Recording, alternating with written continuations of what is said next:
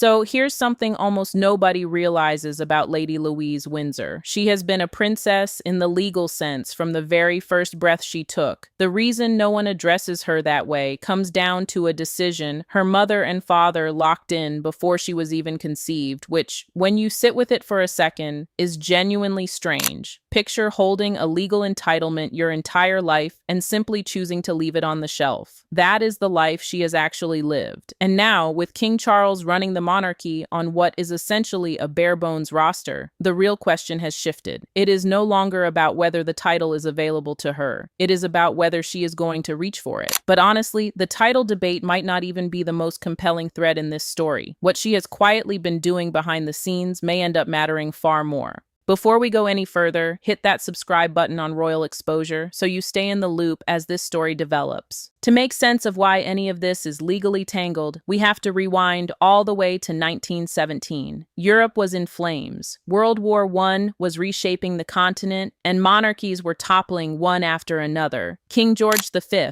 the grandfather of the late Queen Elizabeth, was watching this unfold from a very personal angle. His own cousin, the Russian Tsar, had been violently removed from power. The German Kaiser, another relative, was hanging on by a thread, so George V made a strategic move. He decided the British monarchy needed to look leaner, less swollen, less of an easy target. He issued what are known as letters patent, essentially royal decrees that carry the force of law. And those letters laid out with precision exactly who would carry the title of prince or princess and who was entitled to the HRH prefix, his or her royal highness. The formula was simple. Children of the reigning monarch received it. Grandchildren received it as well, but only if they descended through the male line, meaning a son of the king would produce princes and princesses. A daughter of the king would not. It was a rule dripping with the old world bias of its time, favoring men without apology, and though it has drawn criticism for over a century, no monarch has ever bothered to rewrite it. That is where Lady Louise Windsor's story slots in. She arrived on November 8th, 2003. Her father, Prince Edward, is the youngest son of Queen Elizabeth II, which means, under that 1917 rule, Louise became a princess in the very moment she entered the world. No ceremony required, no royal proclamation needed, no permission from the sovereign. The law simply handed her the status the second she took her first breath. So then the obvious follow-up becomes, if she was born a princess, why has nobody ever called her one? That is where her parents step into the picture. Back in June of 1999, when Prince Edward married Sophie Rhys-Jones, Buckingham Palace released a statement letting the world know that any children the couple had would carry the styling of an earl's children rather than being addressed as prince or princess. That itself was unusual. Edward did not even receive a dukedom on his wedding day, which had been the standard treatment for a monarch's sons. He was instead given the title Earl of Wessex, and the palace made a point of clarifying that his future children would be styled as Lady or Viscount. The timing behind all of this really does matter. Edward and Sophie exchanged vows less than 2 years after the death of Princess Diana. And when Diana was stripped of her HRH after her divorce from Prince Charles, the public backlash was seismic. Royal titles had become an emotional minefield. Choosing to skip them for the next generation looked like the modern, sensible, controversy-avoiding move. But there is a nuance here that most people gloss over. A palace announcement is not a legal instrument. It is not the same thing as a formal letters patent. Yes, the statement said the children would be styled as an earl's offspring, but it did not legally revoke their right to be called prince or princess. That right, forged by George V back in 1917, was never actually erased. It has simply been sitting there, dormant, unused, waiting. That is why Sophie, now the Duchess of Edinburgh, was able to say something very deliberate during a 2020 interview with the Sunday Times. She confirmed that both Louise and her younger brother James do in fact hold their HRH titles. They were never removed. The family just quietly chose not to activate them. Sophie also mentioned that once Louise turned 18, she would be free to decide for herself whether to embrace the princess title. That birthday came in November of 2021. Louise made no move, but the option, quietly, is still on the table. To understand why she did not sprint toward the crown the second she legally could, you have to look at the world her parents built around her. Edward and Sophie did not just decline the titles. They constructed an entire childhood designed to prepare their kids for a life beyond palace walls. In that same 2020 interview with the Sunday Times, Sophie was remarkably candid about their thinking. She explained that they wanted their children to grow up understanding they would almost certainly need to earn a living. That is a striking admission from inside the royal fold. It is basically an acknowledgement that for anyone not standing near the throne, the old formula of automatic titles and lifelong ceremonial roles is no longer the blueprint. The family lived at Bagshot Park in Surrey, technically a royal residence, but nowhere near the gravitational center of Kensington Palace or Buckingham. Louise attended regular local schools. There was no obvious security bubble separating her from the other children. She joined the Girl Guides, the British counterpart to Girl Scouts, about as ordinary as a childhood activity gets. Before heading to university, she took a summer job at a garden center, roughly as typical a teen job as exists in the UK. Now compare that to how her cousins grew up.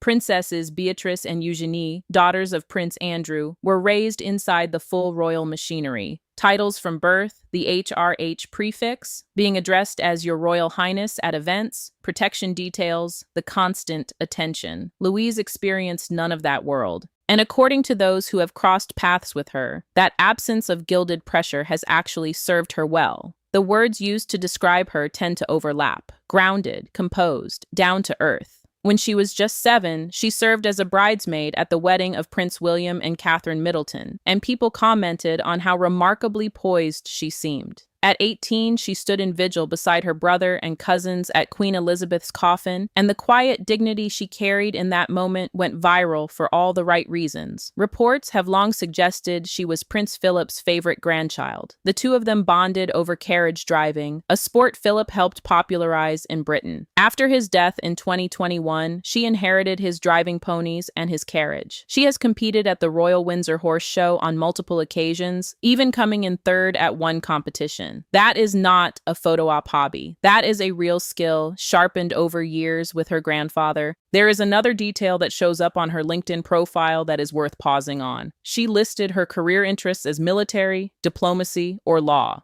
Not royal engagements, not charitable patronages. Actual professions demanding real training, real credentials. That tells you something about how she sees her own life and what her parents equipped her for. Every piece of her upbringing points to the same conclusion. She was not raised to wait for a title to hand her an identity. She was raised to go build one for herself. But here is where things get complicated, because the monarchy she happens to belong to is running headfirst into a staffing shortage her parents likely did not fully see coming when they made those calls back in the 1990s. King Charles has a problem on his hands. He always wanted a slimmed-down monarchy, fewer working royals, lower cost to the taxpayer, a tighter, more focused operation. It was a direct answer to years of public criticism about the royal family being too bloated, too expensive. On paper, the idea makes complete sense. In practice, it has created a real crisis. Look at who is actually doing the work right now. King Charles and Queen Camilla, the Prince and Princess of Wales, William and Catherine, the Duke and Duchess of Edinburgh, Edward and Sophie, Princess Anne, who is 75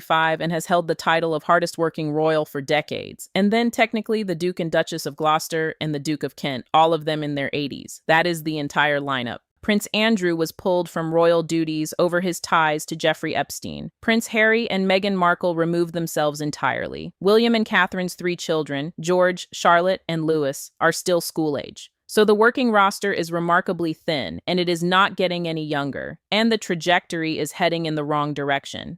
King Charles has been diagnosed with cancer. The Princess of Wales has been through cancer treatment herself. Princess Anne is deep into her 70s. The older royals cannot keep this pace up forever. Commentators have flagged the fact that only 4 working royals are under the age of 70. William, Catherine, Edward, and Sophie. That is not a sustainable structure for an institution that carries out thousands of engagements, patronages, and official visits every single year. Many of the patronages once held by the late Queen and Prince Philip still need someone to represent them. Charities and organizations that have relied on royal ties for generations are watching those connections quietly disappear. The monarchy is essentially attempting to deliver the same output with half the workforce. And this is where Lady Louise Windsor becomes impossible to ignore. She is not chasing the spotlight, but the situation is quietly turning toward her, whether she wanted it to or not. Royal commentator Richard Fitzwilliams has called her stylish and conscientious, and suggested she could play a significant role in Prince William's future reign. His argument was simple. When William takes the throne, he is going to need help if the monarchy hopes to keep its charitable work operating at any meaningful scale. Other commentators have gone so far as to label the Edinburgh family the monarchy's secret weapon. Diligent, scandal-free, totally loyal. There is clearly a vacancy inside the institution, and Louise happens to be one of the very few people who could realistically fill it. The bigger question is whether she actually has any interest in doing so. And that is where what she has actually been up to lately becomes really telling, because it may end up carrying more weight than any conversation about titles. In 2024, Lady Louise joined the 74th University Officer Training Corps at the University of St. Andrews. That is an Army Reserve unit specifically for university students. And the training involved is the real thing: handling weapons, leadership drills, navigation under stress, tactical field exercises. This is not a ceremonial gig where she suits up for a photograph. She has completed basic Army officer training and holds the rank of officer cadet. In November of 2025, she was spotted marching in full camouflage during the St. Andrews Regiment's Day Parade, a serious remembrance event where military units processed through the town to lay a wreath at the war memorial. Witnesses said she was fully locked in, holding professionalism the entire way, never once breaking rank. Sources close to the family have told reporters that she genuinely loves the military training and is set on serving her country in some form. Now, here is the detail that gives this real historical weight. If Lady Louise enlists in the Army after her graduation from St. Andrews in the summer of 2026, she would become the first female member of the British royal family to join the military since 1945. The last one to do so was Princess Elizabeth, her own grandmother, who served with the Auxiliary Territorial Service during the Second World War. Elizabeth learned to drive and repair military vehicles, and she spoke about that chapter of her life with pride for decades afterward. Louise could be the first royal woman in more than 80 years to walk that same road. There are even reports floating around that she may head to the Royal Military Academy Sandhurst, the same institution where both Prince William and Prince Harry trained as officers. That would place her on the path toward a genuine military profession, not the honorary military positions most royals collect. That single shift changes the entire conversation around her title. A Princess Louise who cuts ribbons and attends galas is one thing. A Princess Louise who has earned her rank through actual service, who has pushed through demanding training, who carries herself with a soldier's discipline. That is something the monarchy has not really seen in nearly a century. That kind of credibility would make the HRH feel earned instead of simply inherited. It would rewrite the meaning of the title itself. While all of this military training has been unfolding, she has also just been living the life of a university student. Lady Louise is studying English literature at the University of St. Andrews, where she began her degree in September of 2022. And unlike the media frenzy that swirled around Prince William and Catherine Middleton throughout their university years, Louise has quietly navigated a far more low-key experience. She is now in her 4th year, and by every account, she is warm, approachable, and moves around without any visible security team. Outside of her studies and military work, she has also thrown herself into student theater. She recently appeared in a play called Dragon Theater. She has been linked romantically to a fellow student named Felix da Silva Clamp, though neither of them has publicly confirmed anything. She is known for being calm, level-headed, and completely free of scandal, which inside this family is honestly a remarkable feat in itself. She is on schedule to graduate in the summer of 2026, and after that, all eyes are going to be on what she chooses next. Military service, royal duties, something else entirely. Whatever she picks will be dissected because of who she is, whether she likes it or not. To read where Louise might be heading, you really only have to look at her parents. The Edinburghs have quietly become indispensable to the monarchy, especially through King Charles's ongoing health challenges. Prince Edward and Sophie have absorbed more and more public duties, and they have carved out a reputation as the royal family's most dependable duo. No drama, no mess, just steady, consistent work. Louise's own path may end up mirroring that same template. Quiet service, charity work, not blockbuster headlines or dramatic reveals. But there is a practical wrinkle attached to that road. If she is going to represent the monarchy in any real formal capacity, then Lady Louise Mountbatten Windsor might not land with the same authority as Princess or Her Royal Highness. Those titles simply carry more institutional weight and public recognition. Some royal watchers believe that if Louise does take on a formal role, she is likely to receive a title that reflects her responsibilities, and it might come without any grand announcement at all, just a quiet adjustment. Historian Gareth Russell has noted that King Charles is genuinely open to reshaping titles and duties as the circumstances demand. So it is very possible that Louise could become a princess whenever she is ready, whenever that fits her life and her role. There is family precedent for this too. When Edward eventually inherited the Duke of Edinburgh title in 2023, it changed how his children were styled as well. Titles are not frozen in stone. They can shift. What makes Lady Louise Windsor's story so genuinely fascinating is not really the title itself. It is what the unused title represents. It is the power of choice, which is something so many people born into royal families never actually get to hold. Unlike most of her relatives, Louise has the ability to build something resembling a normal life, free from the constant weight and observation that comes with being a working royal. Her parents deliberately shielded her from all of that, and in doing so, they gave her the room to shape her own passions. The garden center job, the carriage driving, the military training, the English literature degree, every one of those was a decision she made herself. And now, as graduation approaches, she is looking at a fork in the road that will define her future in a very real way. She can stay Lady Louise and pursue an independent path, military or otherwise, entirely on her own terms. Or she can finally step into the title that has been quietly waiting for her since the day she was born and take up royal duties. Both directions carry consequences. Choosing independence would send a clear signal that the monarchy is truly evolving into a smaller, more modernized institution.